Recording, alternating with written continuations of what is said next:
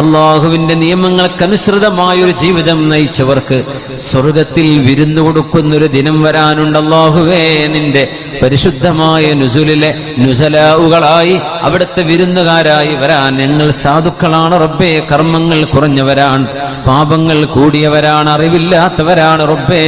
നീ നിന്റെ മഹ്ലായ ഫദ്ല് കൊണ്ട്, ഔദാര്യം കൊണ്ട് അല്ലാഹുവേ ഞങ്ങൾക്ക് തൗഫീഖ് നൽകണേ തമ്പുരാനേ. ആമീൻ യാ റബ്ബൽ ആലമീൻ.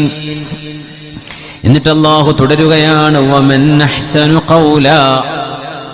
ومن أحسن قولا ممن دعا إلى الله وعمل صالحا وقال إنني من المسلمين. വേഷത്തിലും സംസ്കാരത്തിലും സ്വഭാവങ്ങളിലും ഞാനൊരു മുസ്ലിമാണ് എന്ന് പറയുന്നവനേക്കാളും അള്ളാഹുവിന്റെ നേർവഴിയിലേക്ക് മനുഷ്യർക്ക് നേർമാർഗം പറഞ്ഞു കൊടുക്കുന്നവരെക്കാളും ഏറ്റവും നല്ല ജോലി ചെയ്തവരാരാണ്? ഏറ്റവും നല്ല വാക്ക് പറഞ്ഞവരാരാണ്?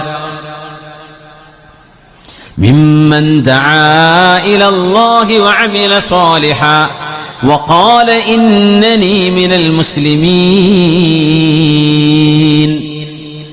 ഞാനൊരു മുസ്ലിമാണ് എന്ന് അഭിമാനത്തോടെ സ്വന്തം വേഷവിധാനങ്ങളിലും സംസ്കാരത്തിലും വാക്കുകളിലും ഒരു മുഅ്മിനിന്റെ സ്വഭാവം പ്രകടിപ്പിച്ചവനേക്കാളും അല്ലാഹുവിൽ വിശ്വസിക്കുകയും സൽക്കർമ്മം ചെയ്യുകയും ദീനിന്റെ കാര്യങ്ങൾക്ക് ശ്രദ്ധിക്കുകയും ചെയ്തവരെക്കാൾ ഏറ്റവും നല്ല വാക്ക് പറഞ്ഞവരാരാണ്?